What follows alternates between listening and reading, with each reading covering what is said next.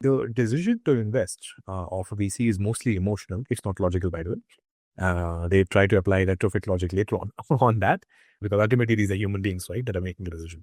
So just like any other decision, they make it emotionally, in the sense that they either have fear of missing out, or they are attached to the company, they are attached to their mission.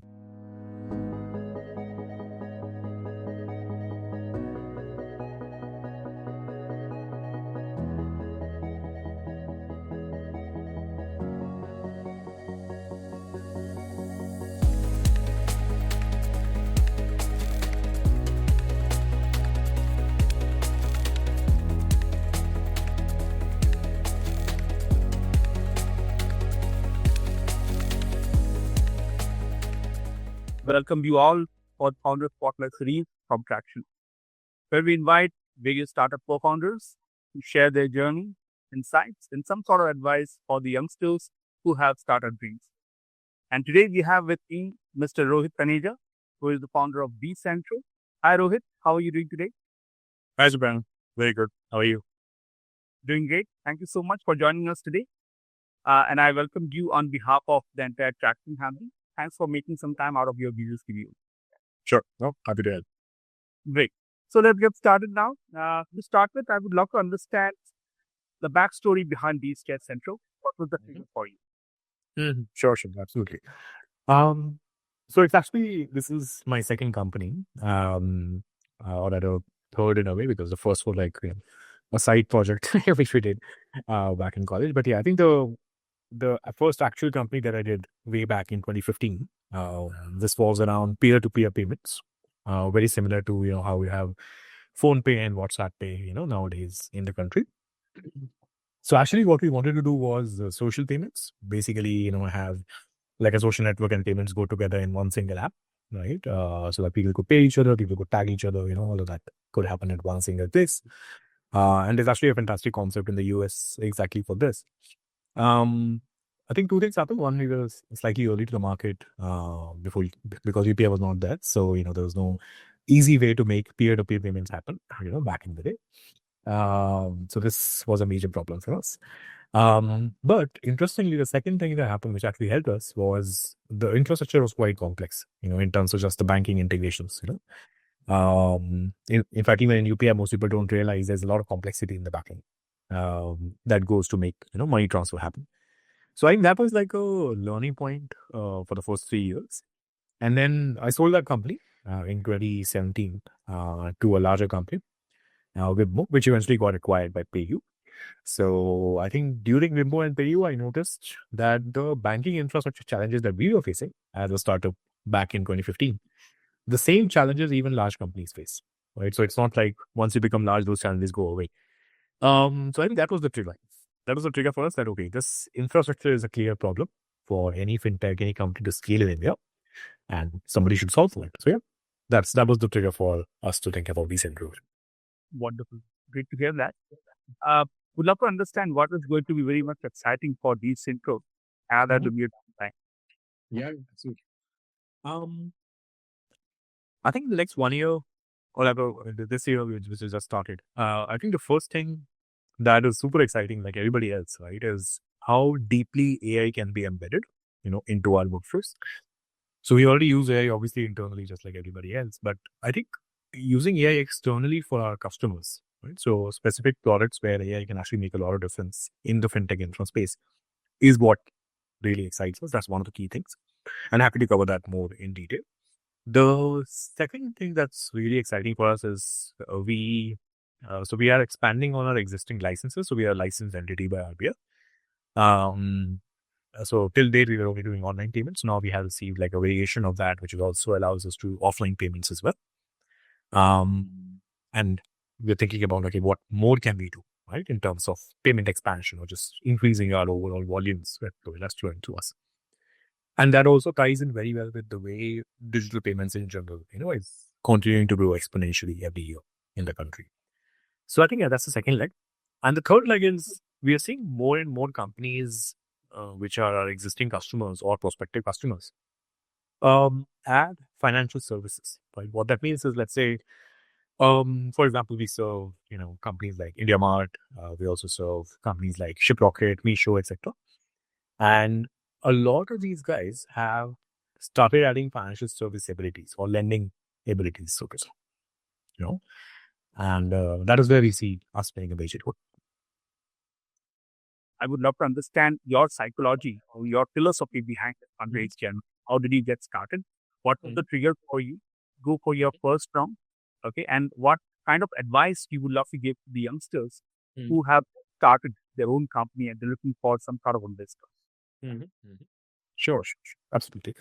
Yeah. So, fundraising is like an interesting process. I mean, like you learn a lot about the market. You also learn a lot about yourself as well. When you start doing fundraising, and both yourself personally and the company. When you actually do that. So the actual information of fundraise is obviously public. It's all there, on you guys. Your Tracxn is the best platform to share that, and of course, in the media as well. But we have gone through, I think, 4 rounds, or rather, we try to call it 3 rounds because 2 are very close to each other and they were almost similar, or combined in one valuation. But 4 rounds in total.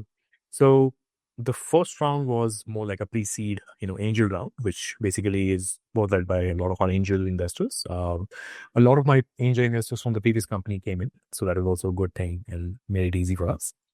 This was around April, May 2020, so pretty much during the first COVID wave. That was first, and then very soon in July, August 2020, so just roughly like a matter of 2 months, we did a seed round, which was with the help of YC. So we were part of YC Combinator as well.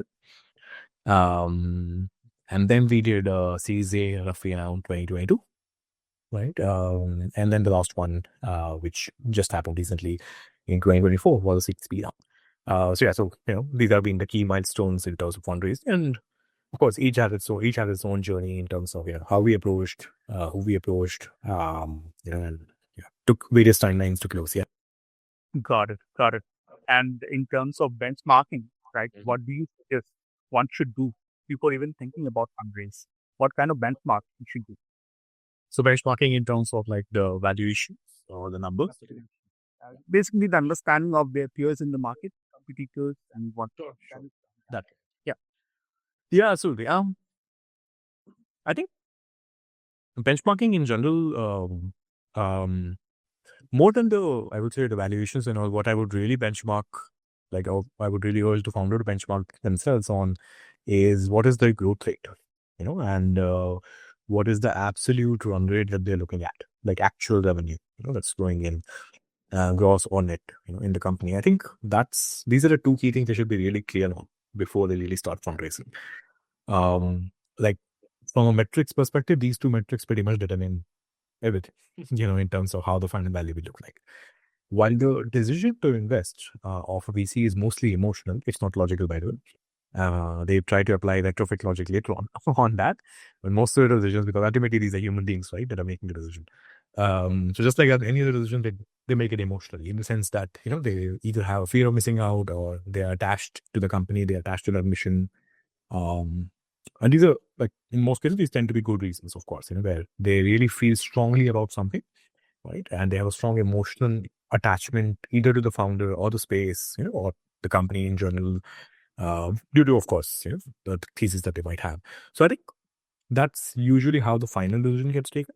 But from a benchmarking perspective, if the absolute run rate and the growth rate is clear, it will be very easy for the founder to benchmark themselves, right? So, like typical benchmarks, for example, that we see in the industry, which, by the way, change over time, are like SaaS companies will be valued at, like, say, 10 times, 20 times, 30 times, right? And usually that multiple, 30 being very aggressive, 10 being less aggressive, right? In terms of the multiple from a revenue. Because the growth margins are higher, or the gross margins are higher, you may get a more aggressive multiple, in SaaS, in some cases. While, say, a hyper-local logistics company, which is not growing fast and has low margins, will be valued at, like, say, a 3x or a 4x multiple, right? Versus a hyper-local company which is growing really fast, exponentially fast, like 500% every year, then they may be valued at, like, say, even a 40x multiple in the early days, right? So those multiples are very varied. But again, I don't think those are really something people should be too much concerned about. Yeah, it's more important to really know your own metrics better. Got it. Quite interesting. Now, I know that there can't be a very straightforward answer to this question that when should someone think about for the first time to give for raising funds, right? There cannot be a straightforward answer. But if I have to ask you this question, what is your answer? Yeah. So, uh, I would say yeah, the it's right subjective. time, the right time Yeah. to go for the first round. First. Yeah. Yeah. Oh, I think the first round, and this answer will vary by the, on industry to industry in the sense that, like, if you're in a very deep tech kind of space, right, it's going to be really hard for you, to start something without having some funds, right, in the first place. And this could be, something in rockets, something in medicine, for example. Like those are things that require capital on day one, right? And they're also very hard to fund from day one. So I think those spaces aside, if I talk about general software, general SaaS, those kind of things, they're the more common categories. The best time to really go and start thinking about raising is when you have some sort of a initial alpha product, right? Um, this could be as simple as a WhatsApp bot, for example, right? Or a simple AI interface on top of an existing LLM model, for example, right? Or some dashboard that has some traction. People are using it. So some alpha stage of the product. No need for revenue and all at this stage. This is just like the first round that we're speaking about. But some product, some sort of a semblance of that product, and interest from the market. Like in the sense you're seeing traction either in terms of usage, installs, etc., etc. I think that really gives momentum and that really gives you confidence. And that also gives confidence to these investors to just come in without much, spending time on, the company itself, because the company is very new. So yeah, that's the best. Sure. Thank you so much. And in terms of your own startup journey, would love to understand from your side what was the role of platform like Tracxn in terms of your market intelligence data, right? Sure. Where did you basically use this platform? Okay. And anything that hits your mind when Tracxn comes to your mind. Sure. Yeah. So in our case, I mean, we are B2B player, right? So we are B2B infra player. Construction is, I mean, definitely important to us because we get a lot of intel on our customers, potential customers, in new categories, existing categories as well. So first, like the first way we use, or the most common way we use Traction is just gathering intelligence on existing categories, existing customers. Okay? That's one.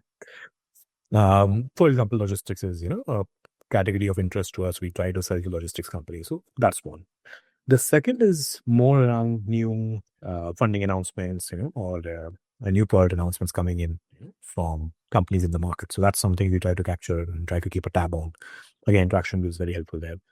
And I think third is purely from an investor fundraising perspective. That's something I use for my raise. But yes, in terms of how are the investors performing, what's their portfolio like, is this the right investor to approach at this stage, or is their stage different? So yeah, that's the third. Got it. Wonderful.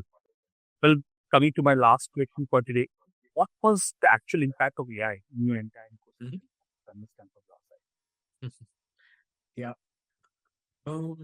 Yeah, I think this is a question that will get radically different answers every year, because AI is moving so fast. I think the key difference that has been there till date internally is that it has become super efficient to just be on top of say 100 things or rather 100 different streams of launches happening in a complex product. So for example, let's say we have launches happening on the front end, we have launches happening on the back end, within back end, payments, etc., etc. I think just keeping a tab on everything and being able to really understand in a very seamless manner is where AI has been very helpful. That's one. The second is more from a external customer facing perspective where we deploy AI for voice calling. Right? So we actually have a product where we use AI bots, like AI voice bots, for debt collection. So the purpose there is to get the money back from the borrower for a particular loan. And that has picked up really well, in the last 1.5 years since we have deployed it. I think 10 plus large NBFCs, are using us at scale as we speak. So yeah, I think that's like a second major impact that you see.